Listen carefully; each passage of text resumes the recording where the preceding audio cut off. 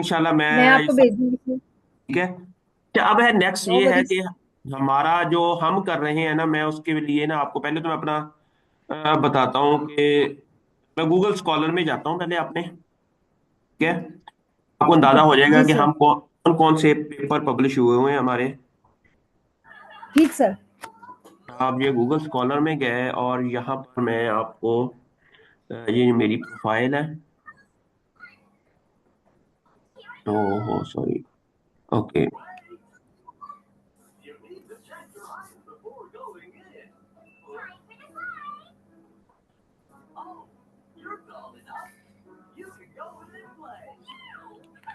Okay, ये मेरा ना 2024 में देख लो ना। अभी मैंने जी 25 की अपडेट नहीं की है इसमें। ये है ना जी। नो वाइड, ये सारा बायोइन्फॉर्मेटिक्स का काम है। इसके अंदर माशाल्लाह। Not a single lab work, ठीक सर। ठीक है, लेकिन कुछ है जिसके अंदर लैब वर्क है। लेकिन ये जो पहला है ना, आप देख रहे हैं de novo identification of cytochrome P450 gene in fall armyworm, ठीक है। ये जी एक इंसेक्ट के ऊपर हमने जिनोवाइड एनालिसिस किया हुआ है। और ये आप देखेंगे ये वन ऑफ द बेस्ट है पेपर, ये अच्छा पेपर है। इसमें ना ये जो हमारा पेपर है ना, ये आया हुआ है प्लांट स्ट्रेसेस में, ठीक है। ये एल्सवेयर का आपको पता है एल्सवेयर के जर्नल्स कितने अच्छे होते हैं। बिल्कुल बिल्कुल तो बिल्कुल सर। इसका जो इम्पैक्ट फैक्टर है वो आपको दिखा देता हूँ कि इसका कितना है इम्पैक्ट फैक्टर।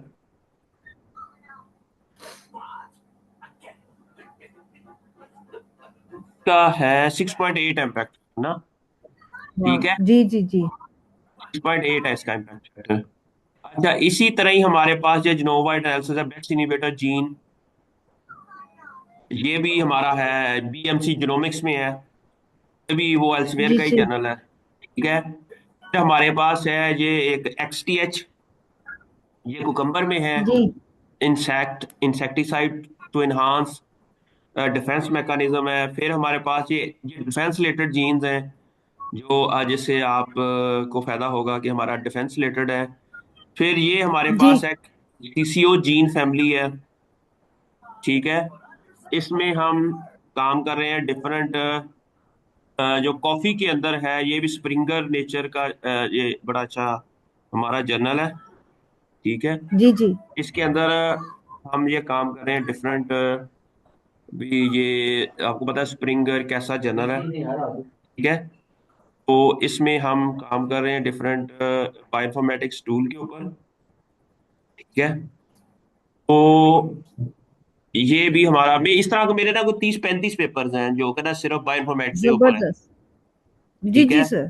तो हम इसमें मैं आपको ये सिखा सकता हूँ, बल्कि आप जितना माशाल्लाह आपके पास नॉलेज, आपने जिस चीजें सीखी हुई है ना, मेरा है इरादा कि जी पहले मैं आपको ना बेसिक बायोइन्फॉर्मेटिक्स सिखाऊं, ठीक है। ठीक है। फिर हम इसके ऊपर मशीन लर्निंग लगाएंगे, एआई का, ये जो आपके डाटा साइंसेस के सारे टूल्स है ना, मैं आपको जी बताऊंगा। तो जब तक ये आप सीख रही हैं साथ साथ, मैं आपको एक दो पेपर जो ऑलरेडी हमारे पब्लिश होने वाले हैं ना, वो मैं आपको भेज दूंगा। जी ठीक है सर। मेरी बात की समझ आई ना, वो आपको भेज दूंगा। जी फिर आप जहां मर्जी उसको जो भी आपके इधर जाने वाले हैं उसको कुछ थोड़ा सा राइटअप अच्छा करके तो आप उसको पब्लिश करवा दें।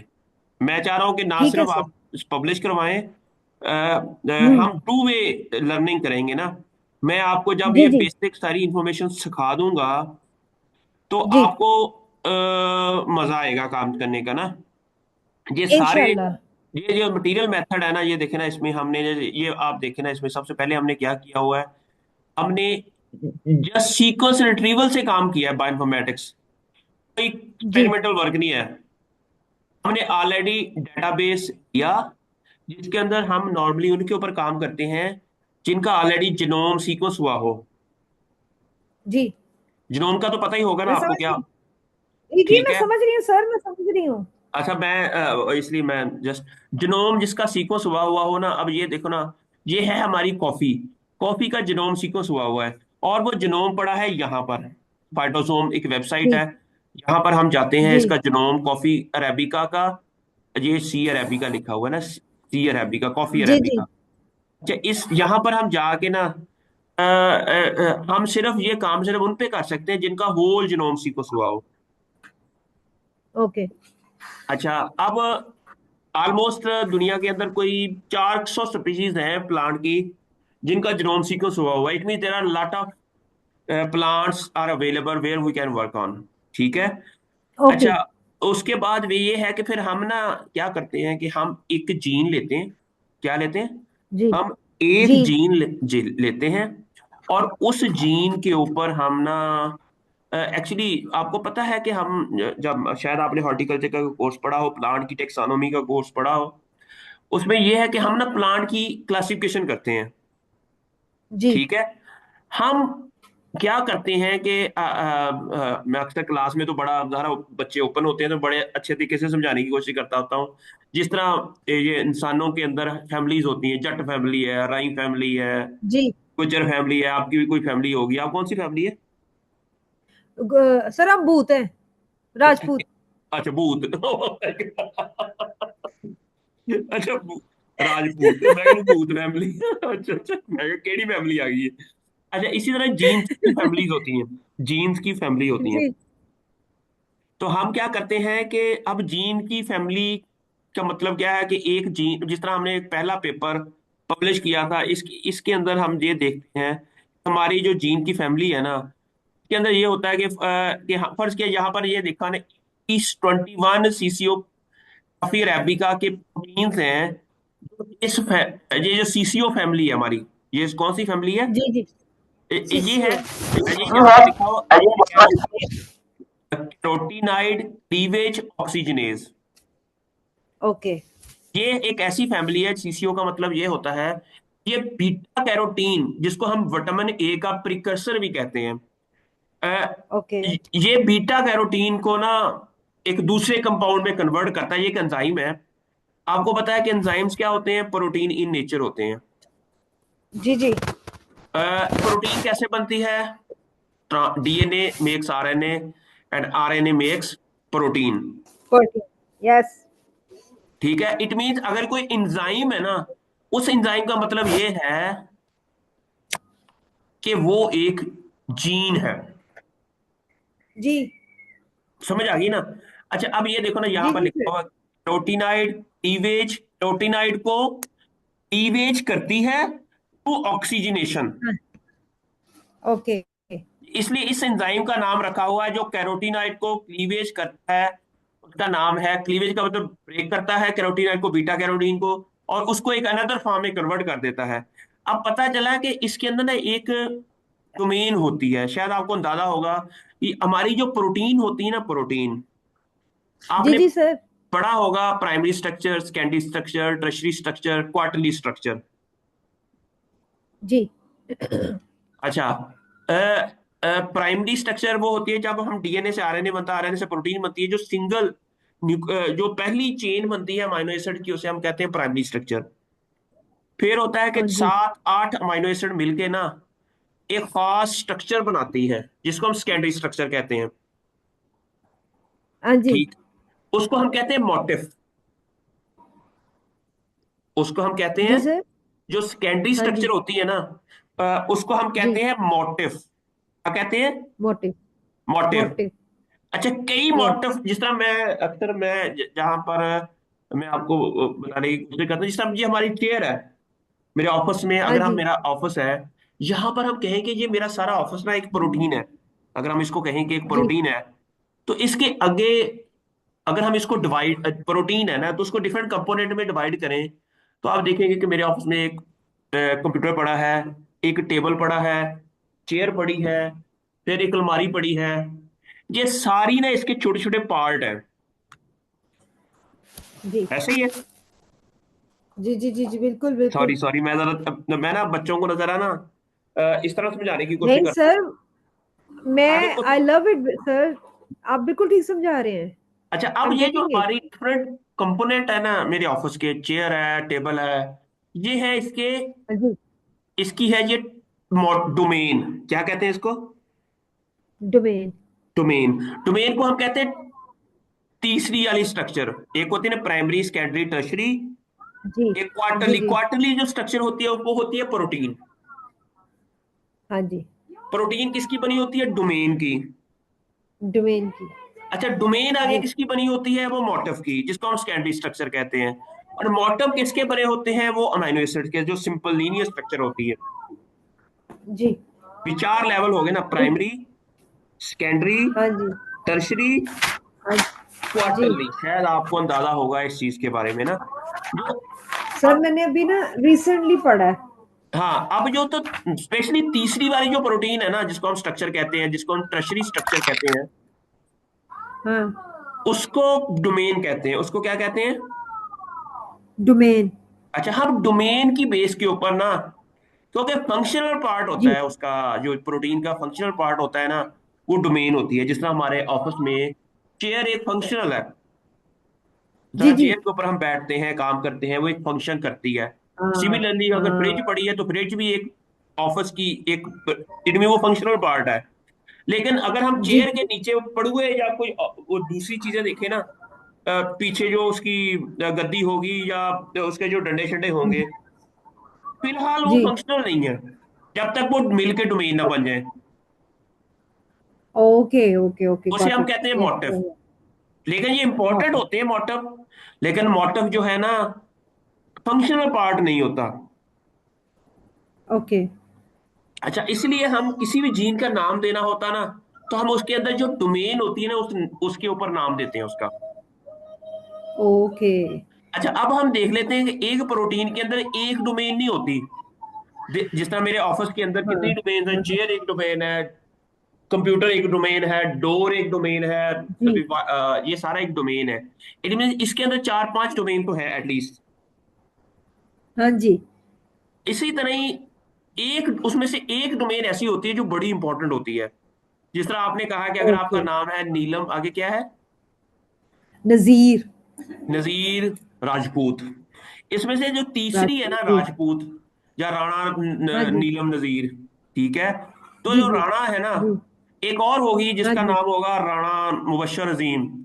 तीसरा होगा जी जी। जिसका नाम होगा राणा अब्दुल बासे, ठीक है। जी जी। इस तरह एक राणा जी होगा, जी। एक और। अब इन तीनों चारों के अंदर हाँ। ना एक डोमेन कॉमन है, वो रोना। वो राणा। बिल्कुल। इसलिए हम इसको कहेंगे हम्म, राणा फैमिली। इसको क्या कहेंगे? राणा फैमिली। जी जी। इसी तरह ही हम क्या करते हैं कि जीन की फैमिली हम बना लेते हैं, कि जीन के अंदर जो एक डोमेन है ना, वो जिस हाँ जिसके जी। भी अंदर हो, उसको हम कह देते जी हैं वो जी जी जी। फैमिली। हाँ। ओ गॉट इट। जी जी जी। समझ आ गई? जिस तरह ये इसको मैं देखता हूँ, ये अभी जी जी जी। ये देखें, हाँ डिफरेंट मोटिव्स हैं, ये डोमेन है। अब ये देखो ना, ये यू विल फाइंड हाँ। आरपी, इसके अंदर ना RPE 65 डोमेन होती है। इसका नाम है RPE 65। आपको ओके। अभी इस तरह में एक और है, ऑफ डोमेन जीनोम वाइड। आपको ना नजर आएगा यहाँ पर, मैं ना इसकी इमेजेस में जाता हूँ, जी जी। You will feel that domain. के यहाँ पर आप जाएंगे ना। जी। सर एक छोटी सी बात, आप ये बता रहे हैं कि जब जीन के अंदर जो कॉमन डोमेन होगी डिफरेंट जीन्स के अंदर, तो वो हाँ एक फैमिली होगी, ऐसे ही है ना? हाँ, अब ये देखें ना, ये यहाँ पर फुल आप फैमिली होगी। जी ये जी। नजर आ रहा है। ठीक है। ये एक प्रोटीन की जी स्ट्रक्चर जी। है, ये नजर आ रही है आपको? जी जी जी, समझ आ रही है। जी ये जी। डॉग डोमेन है उसकी, एक हाँ एनएलएस जी। डोमेन है, ये एक्टिवेशन ओके। डोमेन है। अब ये इसके अंदर तीन जी। डोमेन है मेन। ठीक है। वो तमाम प्रोटीन, इनके अंदर जी। डॉग डोमेन भी होगी, वो एक ही फैमिली होगी। राइट। ठीक है। अब ये देखे ना, यहां पर मैं आपको दिखाता हूँ, यहाँ ये एक प्रोटीन की सीक्वेंस है ये वाली। तो यहाँ पर वो कह हाँ रहा जी। है, यहाँ पर हर एक के अंदर ना एक डोमेन है, जिसे हम जिंक फिंगर डोमेन कहते हैं। ठीक जिंक हो गया। फिंगर, तकरीबन जी जी। सारे जीन्स डिफरेंट जीन्स हैं, लेकिन सब के हाँ अंदर हाँ ये हाँ हाँ। जिंक फिंगर डोमेन है। जी जी। जी जी। इसलिए हम इन सब को zinc finger domain encoding gene family कहेंगे। राइट। राइट। राइट। अब यहाँ पर ये कह रहे हैं कि यहाँ पर ये देखो ना, 25 मेंबर्स हैं ऐसे जिनके अंदर डॉग डोमेन है, ये वाली है जिंक फिंगर डोमेन। हम जी क्या जी। करेंगे, हम सबसे पहले किसी भी जीन का जिसको हमने स्टडी करना है, उसकी पहले हम ये फर्ज किया, आप कहते हैं कि हम आपके यूके में या एक क्रॉप है जिसका टोमेटो है, टोमेटो के ऊपर ना हाँ एक हाँ कोल्ड स्ट्रेस बड़ा आता है। हाँ जी। हमने देखा कि उस मैंगो एप्पल के अंदर एक जीन है जो कि जिसकी वजह से वो कोल्ड टॉलरेंट है। ओके। अब वो कैरेक्टराइज हुआ हुआ है कि this is the gene that help the Apple भी, जो उसको कंट्रोल करने में कोल्ड के अंदर हेल्प करता है। अब हमने देखना है कि क्या उसी तरह का मिलता जुलता जीन टोमेटो में है। ओके। क्या उस जीन को हम यूज करके टोमेटो के अंदर कोल्ड टॉलरेंस लेके आ सकते हैं कि नहीं? ठीक हो गया। अच्छा, अब ये मसला ये होता है कि उससे मिलते जुलते ना, जिस तरह एप्पल के अंदर भी अगर वो जीन है ना, फर्ज है, वो उस तरह के मिलते जुलते को 15-20 जीन होंगे। ओके। लेकिन हाँ। उनमें से वो जीन आइडेंटिफाई करना जो वाकई कोल्ड टॉलरेंट है, it take lot of steps. Oh right. हम क्या जी। करते हैं कि हम एक जीन फैमिली देखते हैं, एक क्रॉप लेते हैं, एक उसकी जीन फैमिली देखते हैं, उसमें से फिर हम step by step bioinformatics tool और डेटाबेसेस को यूज करते हुए हम वो आइडेंटिफाई करते हैं कि कौन सा जीन है और उसका क्या फंक्शन है। जी। हम पूरी जीन फैमिली के हर जीन का ना अलहदा अलहदा हम फंक्शन मालूम कर लेते हैं। एक क्वेश्चन सर। जी जी।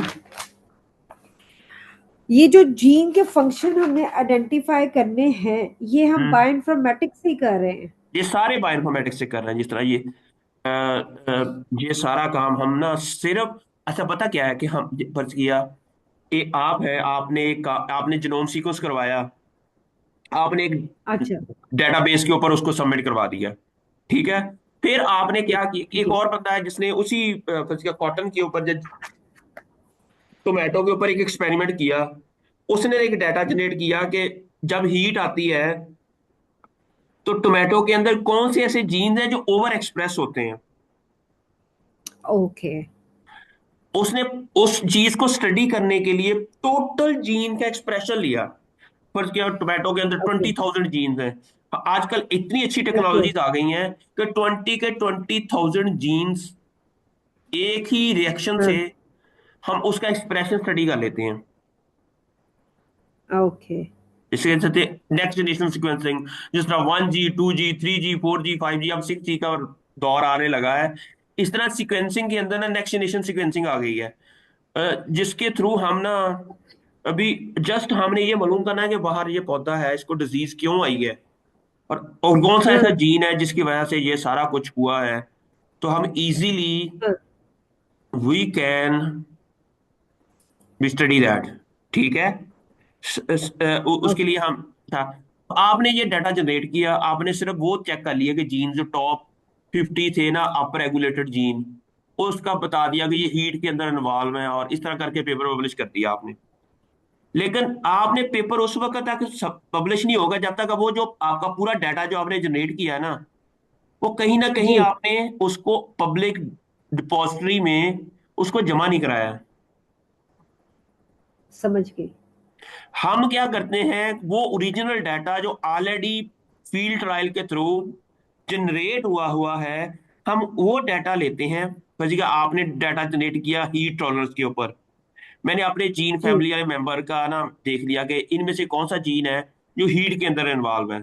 वो हम ठीक स्टैटिस्टिकल है। एनालिसिस डाटा साइंस के थ्रू हमें पता चल जाता है कि कौन सा जीन जो डिफरेंशियली एक्सप्रेस हो रहा है, जब जिसकी पी की वैल्यू 0.05 से कम आती है, it means they are differentially expressed. हाँ। बेसिक डाटा साइंस आपको आती है, हमें वो डाटा साइंस ही जी जी। लगानी है इसके ऊपर। लेकिन वो बाद में, जब हम पहले मैं आपको बताऊंगा, फिर हम आपकी हेल्प लेंगे। कुछ तो डिजायर हमें बेसिक डाटा साइंस तो हमें थोड़ी बहुत आती है, लेकिन मैं चाह रहा हूँ कि उसके ऊपर ओके। एडवांस किस्म की जो आपको चीजें आती हैं ना, वो भी हम लगाई जाएं। ठीक। समझ ठीक है। आ गई आपको? काफी हद तक जी जी सर, ठीक ये है। जो अभी आपने बताया ना वो स्टेप सारे समझ में आ गए हैं मुझे ना। लेकिन ये है कि मैं अपने क्वेश्चन फाइन अभी रख इसको थोड़ा सा स्टडी करके क्वेश्चन और निकाल के इंशाल्लाह वो मैं आपको सेंड करूंगी, लेकिन अभी तक जो समझाया वो मुझे समझ में आ गया है। Very good. ये ना फिर ना आपको, ये देखें ना, ये पेपर है मेरे इस तरह के, मैं आपको बल्कि भेज देता हूँ ये सारे पेपर्स के लिंक। आप ये देखें ना, ये मेरा जी ठीक है। NPR 1 पे ना एक जीन है जो कि डिफेंस रिलेटेड है, जो आपसे पैथोलॉजी से रिलेटेड है। ये मेरी स्टूडेंट है कंदील फातिमा, ये अभी PhD जी की जी। है इसने मेरे साथ ना, आपकी प्लांट अच्छा। पैथोलॉजी की है ये स्टूडेंट ना। उन्होंने जी जी। ये बायोटेक स्ट्रेसेस के अगेंस्ट है। NPR 1 एक जीन फैमिली है, इसके ऊपर हमने काम किया है। ओके हमने आइडेंटिफाई किया है कि कौन से ऐसे डिफेंस रिलेटेड जीन्स हैं, और जब पैथोजन का अटैक होता है तो कौन से जीन ओवर एक्सप्रेस होते हैं ना। Okay okay. और उसका फिर बड़ा कुछ काम हमने जेमिनी वायरस का एनालिसिस भी किया है वायरस इन्फेक्शन के दौरान। फिर हमने ये भी देखा कि उसके जब वायरसेस का अटैक होता है तो क्या होता है उसके अंदर ना, सारी अच्छा कहानी। एक क्वेश्चन पूछूं सर। जी जी। अब ये सारा आपने एनालिसिस कर ली है, इसमें हम्म। आपने बता दिया कि जैसे वायरस ने अटैक किया, उसके बाद इसका नेक्स्ट आगे हम किस तरीके से जो है इसको इम्प्रूव कैसे कर सकते हैं, यानी हम आगे क्रॉप के साथ क्या करें? अच्छा एक मिनट, क्या? ये देखो ना, मैं अभी बता रहा हूँ, वही वही बताने लगा हूँ अभी। फर्ज किया अभी ये ठीक मैंने ठीक ठीक। फाइलोजेनेटिक ट्री बनाते हैं हम, उसके मुताबिक ना ओके। ये देखना, इसको हमने 3 ग्रुप्स में कन्वर्ट कर दिया। एक ये रेड ग्रुप, जी ये, और एक ब्लू है, और इस तरह डिफरेंट ग्रुप्स के अंदर हमने इसको जी। कन्वर्ट कर दिया है। एक तो फाइलोजेनेटिक ट्री के थ्रू हम उसकी क्लासिफिकेशन कर लेते हैं। ठीक हो गया। ठीक। अच्छा वो जी मैं पहले तो जस्ट 2-3 मिनट में आपको ये सारे, ये है फिर हमारा जीन एक्सप्रेस।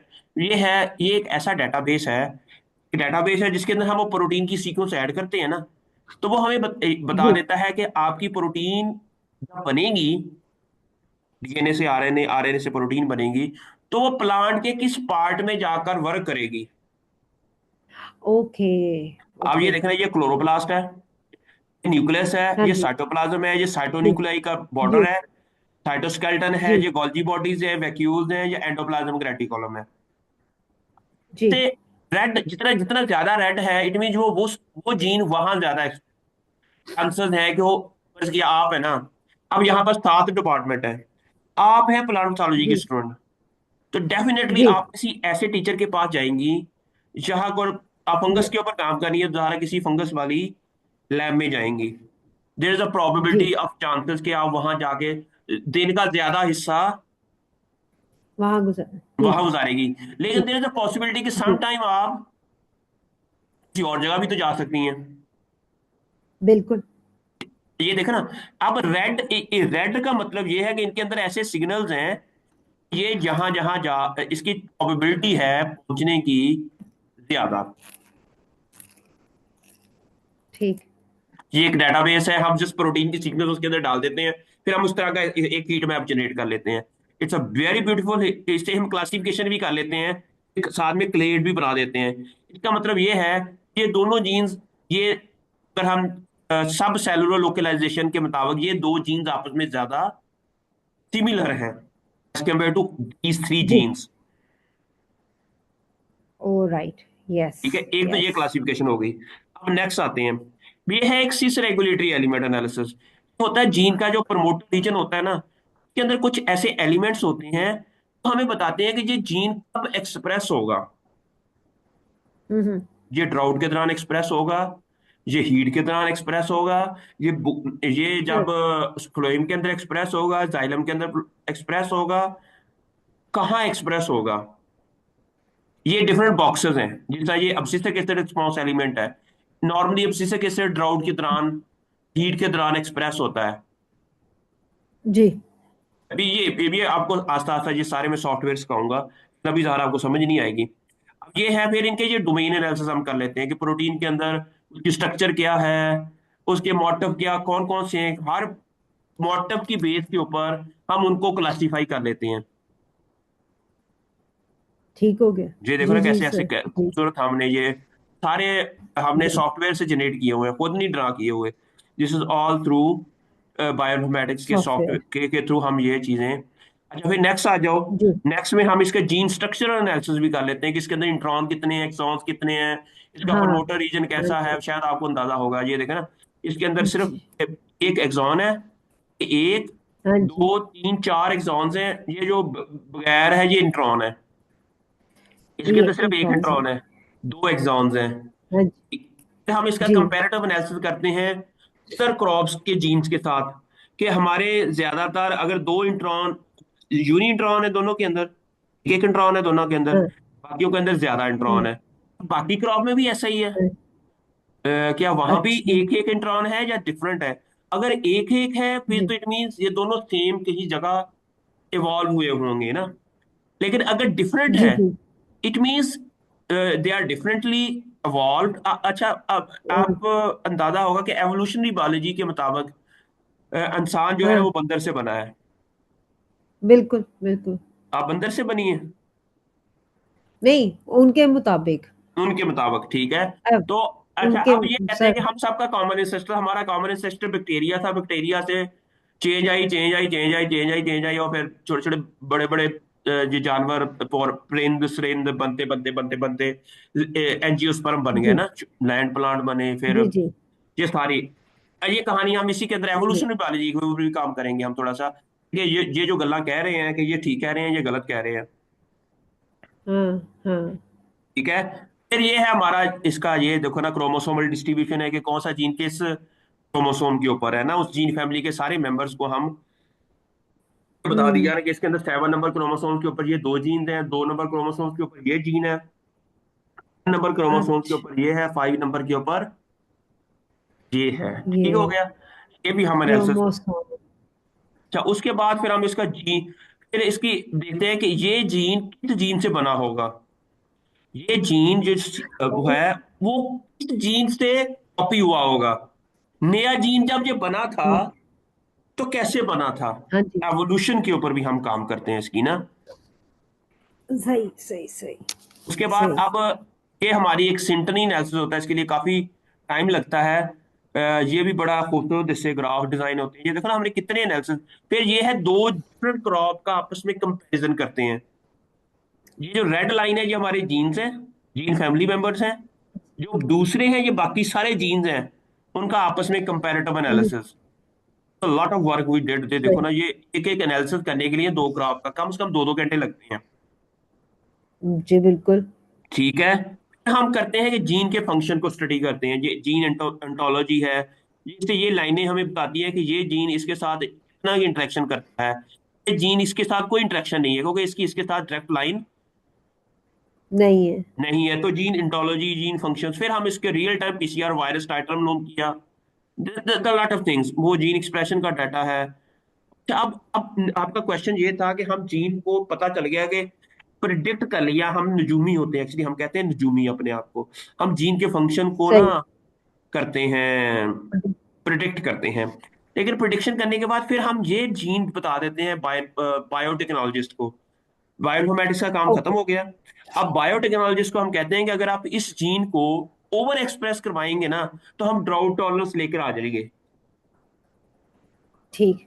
या इस जीन को आप जिनोम एडिटिंग के थ्रू म्यूटेट कर दें, या तो ये तब भी इसके अंदर क्योंकि ये जीन पौधे को ससेप्टिबिलिटी करा रहा है, पौधे को भी डिजीज को इनहांस कर रहा है। सही सही।